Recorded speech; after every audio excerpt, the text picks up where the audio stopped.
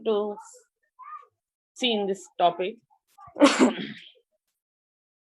If the fault is nearer, that means the wizard value, as I have told you about this, जैसे कि मैंने already आपको बताया है कि जो मेजर्ड वैल्यू है वो फॉल्ट पॉइंट से जितने मतलब रिले का आपके फॉल्ट पॉइंट से जितने नजदीक रहेगा तो मेजर्ड वोल्टेज रहेगा वो उतना ही कम रहेगा, और अगर यदि फॉल्ट जो है जितना दूर है तो मेजर्ड वैल्यू वोल्टेज जो होगी वो क्या होगी, बहुत ही ज्यादा होगी एज कम्पेयर। ठीक, अब आपका नेक्स्ट पॉइंट जो 7वां पॉइंट है वो क्या कहता है कि hence assuming the constant fault impedance for each value of V by I ratio measured from relay location corresponding to distance between the relaying point and the fault along the line। तो इसका क्या कहने का मतलब है कि हम जो है जो फॉल्ट इम्पिडेंस है उसको अगर हम कंसीडर करें कि वो कांस्टेंट वैल्यू ही रहेगी इन ईच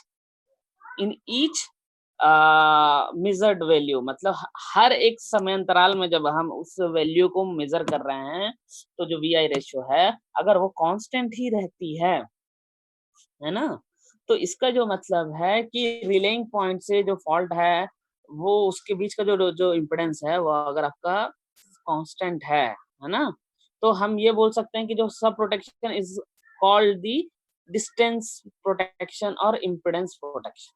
कहने का मतलब यह है अगर वो कांस्टेंट फॉल्ट ही रहे, कांस्टेंट इम्पीडेंस ही रहे throughout the faults of ring, then such type of relays work called impedance relay. उस केस में हम जो रिले अप्लाई करेंगे, यूज करेंगे, वो क्या होगा, आपका इम्पीडेंस रिले होगा। इसके बाद जो आपका एक पॉइंट है वो क्या कहता है, distance protection is non unit type protection.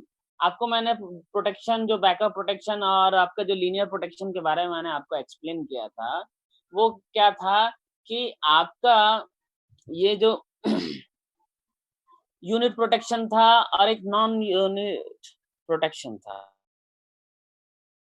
Protection में क्या होता था कि आपका जो है बैकअप प्रोटेक्शन पॉसिबल नहीं हो पाता था, है ना, रिमोट एरियाज में नहीं एप्लीकेबल होती थी। लेकिन इसमें क्या होगा, आपका नॉन यूनिट ऑफ प्रोटेक्शन में आपका बैकअप प्रोटेक्शन जो है वो पॉसिबल हो जाएगा। आपका जो है बैकअप प्रोटेक्शन वो भी पॉसिबल हो जाएगा।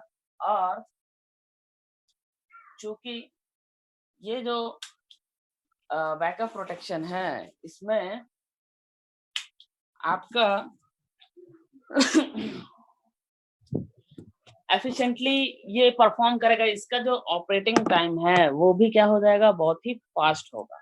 इसकी जो स्पीड है, ऑपरेटिंग स्पीड, वो बहुत ही फास्ट होगी। और इसकी सर्किटरी भी ना बहुत ही सिंपल होती है। Because of that reason we are using this distance relay, बहुत ज्यादा यूज कर रहे हैं। ठीक है, so next point is it can be employed as a primary as well as backup protection. मतलब हमारा ये जो डिस्टेंस रिले है इसको हम दोनों, आपका जो मेन रिले है, मेन प्रोटेक्शन सिस्टम, और आपका जो बैकअप प्रोटेक्शन है, दोनों में हम यूज कर सकते हैं। तो हम जो commonly used auto reclosing schemes होती हैं कि फॉल्ट आया तो मैनुअल ऑपरेशन नहीं करना है, वो ऑटोमेटिकली जो है वो ऑपरेट कर जाए, तो ऑटो प्रोटेक्शन स्कीम्स में हम क्या करते हैं, डिस्टेंस रिलेज को अप्लाई करते हैं। और जो ट्रांसमिशन लाइन की जो प्रोटेक्शन है उसमें हम डिस्टेंस रिले का अप्लाई करते हैं। Because of the it's it's advantages, like आपका speed of operating and simple to apply. Because of these reasons we are using these relays. अब इसके बाद आता है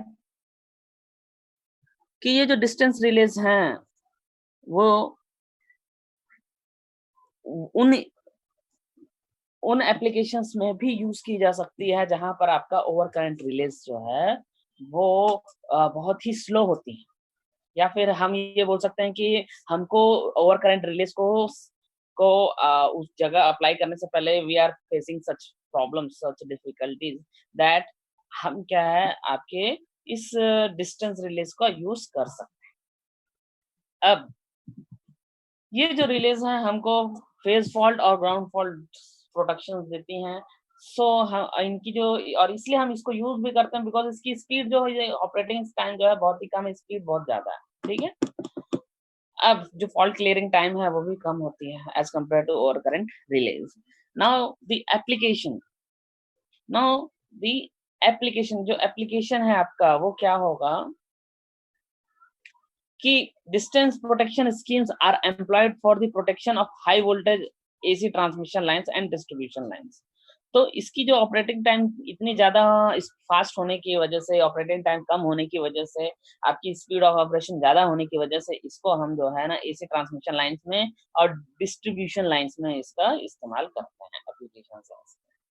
then again distance protection schemes are employed for providing primary or main protection and backup protection for AC transmission lines, distribution lines against three-phase faults, face-to-face faults, face-to-ground fault।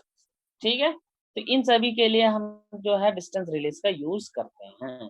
इसके बाद आपका next है आपका रिएक्टेंस रिले। नेक्स्ट पेज डालिए reactance relay का।